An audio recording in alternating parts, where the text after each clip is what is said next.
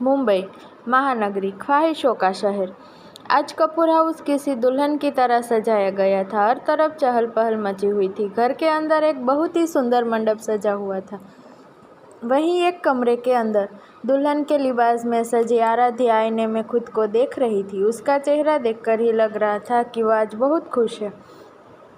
Aaradhya Kapoor, height लगभग 5 feet 2 inch, कमर तक आते हुए घने काले बाल, दूधिया रंग, सुर्ख गुलाबी होठ, होठों के नीचे एक छोटा सा काला तिल जो उसे और भी खूबसूरत बना रही थी। और उसका चेहरा इतना मासूम था कि कोई एक बार देखे तो उसके चेहरे में ही खो जाए। कुछ देर बाद आराध्या को स्टेज पर ले जाया गया जयमाला के लिए। आराध्या की नज़र मोहित पर ही थी। मोहित, आराध्या का होने वाला पति। लेकिन मोहित ने एक बार भी नजरें उठाकर उसकी तरफ नहीं देखा, इसलिए आराध्या को थोड़ा अजीब लगा।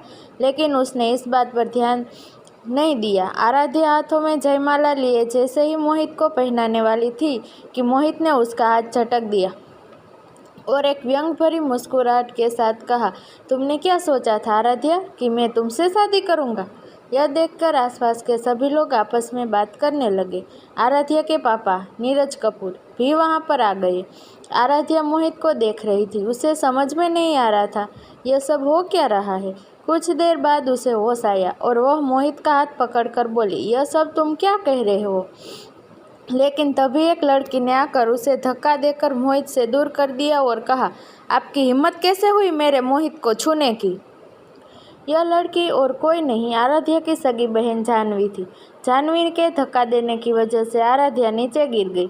आराध्या के पापा नीरज जी ने जब यह देखा तो वो आराध्या के पास आए और उसे उठने में मदद करने लगे और जानवी की तरफ देखकर बोले, यह सब क्या है जानवी? क्यों अपनी बड़ी बेटी को ऐसे हालत में देखकर आपको तकलीफ हो रही है? जानवी ने मुस्कुराकर कहा। लेकिन तुम खुश हो ना डार्लिंग? मोहित जानवी के पास आया और उसके गालों पर किस करते हुए बोला। आराध्या ने जब अपनी बहन की ओर देखा और फिर मोहित की ओर देखा और पूछा, तुम दोनों, इस सब का क्या मतलब है? और मोहित, तुम तो मुझसे प्यार करते थे ना? जानवी आराध्या की बात सुनकर मुस्कुराई और बोली, आप सच में कितनी भोली हो आराध्या दी। आपको सच में लगा कि मोहित आपसे शादी करेगा? मोहित ने यह सब सिर्फ मेरे कहने पर किया है। इतना सुनते ही नीरज कपूर, जो अब तक वहां पर खड़े सब कुछ सुन रहे थे, उन्होंने जानवी के गाल पर एक जोरदार तमाचा मारा। फिर उन्होंने अपना दूसरा हाथ जानवी को मारने के लिए उठाया। तभी मोहित ने आकर उनका हाथ पकड़कर उन्हें धक्का देते हुए कहा, आपकी हिम्मत कैसे हुई मेरे सामने मेरे पत्नी पर हाथ उठाने की? आराध्या अभी भी अचंभे में खड़ी थी। यह सब क्या हो रहा था उसके साथ? उसके कानों में मोहित के कहे गए शब्द बार बार घूम रहे थे, मेरी पत्नी, मेरी पत्नी, मेरी पत्नी। क्या मोहित और जानवी शादीशुदा थे? लेकिन यह कैसे हो सकता था? वह अपने सोच से बाहर आई और अपने पापा की तरफ देखा, जिनके सर से खून बह रहा था। यह देखकर वह दौड़कर अपने पापा के पास गई और बोली, पापा आप ठीक तो हो ना? तो उसके पापा ने आराध्या का हाथ पकड़ा और कहा, मुझे माफ़ कर दो आराध्या, यह सब कुछ मेरी वजह से हुआ है। नहीं पापा, ऐसी कुछ बात नहीं है, आराध्या अपने पापा को समझाते हुए बोली। लेकिन नीरज जी की आंखों में आंसू आ गए। उन्होंने पता था कि अगर वो आराध्या के लिए मोहित को नहीं चुनते तो यह सब कभी नहीं होता। कपूर फैमिली और शर्मा फैमिली के मुंबई शहर में काफ़ी नाम था। शर्मा फैमिली का छोटा बेटा और नीरज कपूर अच्छे दोस्त थे। उन्होंने मोहित की शादी आराध्या से करनी चाही तो नीरज जी मान गए। उन्होंने आराध्या से इस बारे में बात की। हालांकि आराध्या अभी शादी नहीं करना चाहती थी, लेकिन अपने पापा की खुशी के लिए और उनके कहने पर वो मोहित से मिलने के लिए राजी हो गई थी। मोहित से मिलने के बाद आराध्या भी धीरे धीरे उसे पसंद करने लगी थी। 3 साल तक एक दूसरे को डेट करने के बाद आज उन दोनों की शादी थी। अरे आप दोनों का ड्रामा कब खत्म होगा? जानवी ने कहा, फिर एक दुखी चेहरा बनाकर बोली, कितना बुरा हुआ ना मेरी बड़ी बहन के साथ। आराध्या दी, आप और पापा रो रहे हो? क्यों ना मैं भी आप दोनों के साथ शामिल हो जाऊँ, कितना मज़ा आएगा, है ना?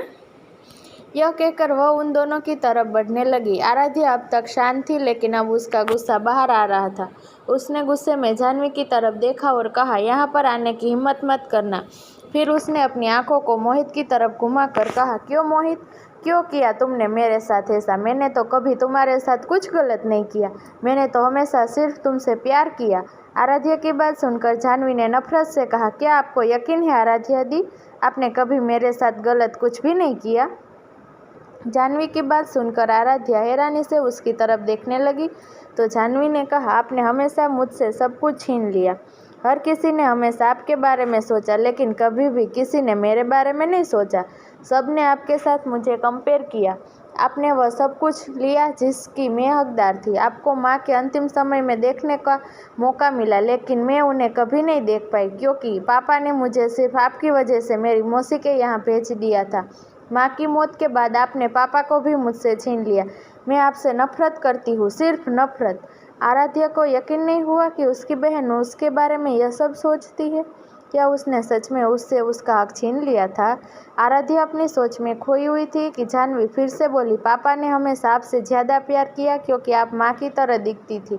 उन्होंने हमेशा आपको अधिक महत्व दिया है, यहाँ तक कि मैं भी आपकी तरह अपनी पढ़ाई के लिए लंदन जाना चाहती थी, लेकिन उन्होंने मुझे कभी जाने नहीं दिया। यह सुनकर नीरज जी ने कहा, यहाँ सब सच नहीं है जाह्नवी, मैंने कभी भी आप दोनों में फ़र्क नहीं किया। मैंने तुम्हें लंदन इसलिए नहीं भेजा क्योंकि तुम बहुत जल्दी बीमार पड़ जाती थी, इसलिए मैं तुम्हें अपने आप से दूर नहीं करना चाहता था। इसके लिए अपनी बड़ी बहन को दोष मत दो। नहीं, आप झूठ बोल रहे हैं, यह सब उसकी वजह से है। इसलिए मैंने एक ही बार में सब कुछ वापस लेने का फैसला किया। मैं चाहती थी कि वह उस दर्द को महसूस करे जो मैंने इतने सालों से महसूस किया था। मैं चाहती थी उसके जीवन को नरक बना दूं, इसलिए मैंने अपने पति की मदद से सब कुछ प्लान किया।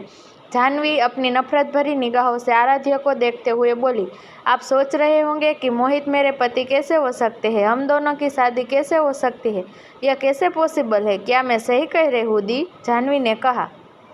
जाह्नवी की बात सुनकर आराध्या ने हैरानी से कहा, कब? तुम दोनों ने कब शादी की? हम 3 साल से शादीशुदा है। जाह्नवी ने कहा, 3 साल? उनकी शादी को तो 3 साल हो चुके हैं। आराध्या 3 साल पहले मोहित से मिली थी, इसका मतलब है कि उस समय जाह्नवी और मोहित शादीशुदा थे। आराध्या को लगा जैसे किसी ने उसका दिल निकाल दिया हो। जाह्नवी, क्यों तुमने ऐसा क्यों किया? मैं तुम्हारी बहन हूँ, तुम यह कैसे कर सकती हो मेरे साथ?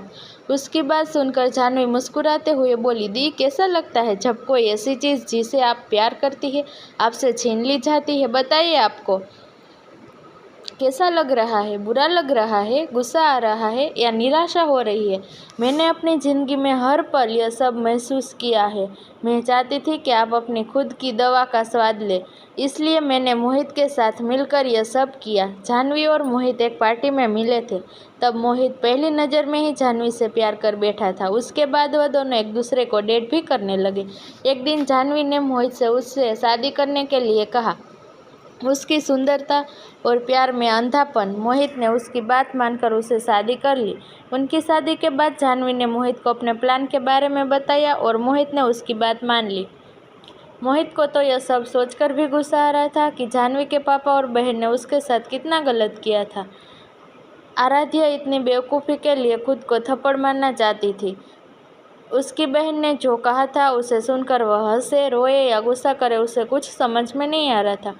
अचानक नीरज जी ने गुस्से में जाह्नवी की तरफ देखते हुए कहा, तुम इतने नीचे कैसे गिर सकती हो जाह्नवी? तुम्हें अपनी बहन के साथ यह सब कैसे कर सकती हो? मुझे तो यह सोचकर भी बुरा लग रहा है कि तुम मेरी बेटी हो। आज से तुम्हारे साथ कपूर फैमिली का कोई भी रिश्ता नहीं है। मैं तुम्हें अपने सारी प्रॉपर्टी से। इससे पहले कि नीरज जी अपनी बात पूरी कर पाते, मोहित ने उनकी बात काटते हुए कहा, अगर आपने ऐसा कुछ किया तो कपूर इंडस्ट्रीज़ और शर्मा इंडस्ट्रीज़ के बीच की कोलैबोरेशन आज ही ख़त्म हो जाएगी, और अगर ऐसा हुआ तो आपके जो पेनल्टी फीस देनी होगी, जो आपकी कंपनी को बैंक करप्ट करने के लिए काफ़ी है। इसलिए कुछ भी बोलने से पहले अब अच्छी तरह से सोच लीजिए। मोहित ने जो कुछ कहा था उससे सुनने के बाद नीरज जी हैरान हो गए। वह कुछ कहने ही वाले थे कि उन्हें अपने कंधे पर किसी का हाथ महसूस हुआ। उन्होंने देखा कि वह आराध्या ही थी। प्लीज़ पापा, आप मेरे लिए हमारे बिजनेस को बीच में मत लाइए। यह सब मेरी गलती थी, मैं ही बेवकूफ़ थी। मैं यहाँ से चली जाऊँगी, आपको मेरी कसम, आप मुझे नहीं रोकेंगे। आराध्या की बात सुनकर नीरज जी चुप हो गए। वह बस अपनी खाली आंखों से आराध्या को देख रहे थे। आराध्या वहाँ से कपूर मैंशन के बाहर की तरफ जाने लगी तो जाह्नवी ने कहा, चली जाइए आप यहाँ से, मैं आपका चेहरा दोबारा नहीं देखना चाहती। आराध्या जाह्नवी की बात सुनकर कुछ नहीं बोली, वह सीधा कपूर मैंशन के बाहर चली गई। मुंबई का कनॉट प्लेस। एक बड़ी सी बिल्डिंग के 15th फ्लोर पर बने सीईओ के केबिन में उदास चेहरा लिए एक शख्स बैठा था। ब्लैक कलर के सूट पहने वह शख्स बहुत हैंडसम लग रहा था। उसकी पर्सनालिटी ऐसी कि किसी भी लड़की का दिल चुराने के लिए काफ़ी थी। यह है रुद्राक्ष सिंघानिया, सिंघानिया एम्पायर के सीईओ, इंडिया की सबसे अमीर लोगों में से एक और पूरे एशिया का टॉप मोस्ट एलिजिबल बैचलर। रुद्राक्ष अपनी सोच में खोया हुआ था कि तभी उसे केबिन में किसी ने नॉक किया। यह देखकर रुद्राक्ष ने एक फाइल उठाई और दरवाजे की तरफ फेंक कर कहा, मैंने तुम लोगों से कितनी बार कहा था कि मुझे परेशान मत करो, क्या तुम लोगों को अपनी ज़िंदगी प्यारी नहीं है? Just get lost. रुद्राक्ष का असिस्टेंट रजत ने जैसे ही यह सुना वह डर के मारे कांपने लगा, लेकिन हिम्मत करके बोला, सर यह बात बहुत इम्पोर्टेंट है। उसने जैसे ही कहा रुद्राक्ष ने वहाँ पर रखे एक फ्लावर पॉट उसकी तरफ फेंका, लेकिन रजत वहाँ से हट गया, जिसकी वजह से उसे चोट नहीं लगी थी। क्या तुम्हें अपनी नौकरी प्यारी नहीं है रजत? रुद्राक्ष ने गुस्से में कहा। रजत को पता नहीं था कि वह हंसे या रोए, लेकिन उसे पता था अगर यह बात उससे अपने बॉस को नहीं बताई तो उसके नौकरी के साथ साथ उसकी जान भी जा सकती है। उसने अपनी सारी हिम्मत जुटाई और कहा, सर। उसने इतना ही कहा था कि उसने रुद्राक्ष को अपना लैपटॉप उठाते हुए देखा, लेकिन फिर भी उसने अपनी आंखें बंद कर ली और बोला, सर यह आराध्या कपूर के बारे में है। आराध्या का नाम सुनते ही रुद्राक्ष का दिल धड़क उठा। उसने अपने धड़कते दिल के साथ कहा, क्या हुआ उसे? दीवाना हर शख्स को बना देता है इश्क, सैर जन्नत की करा देता है इश्क। मरीज हो अगर दिल के तो कर लो इश्क, क्योंकि धड़कना दिलों को सिखा देता है इश्क।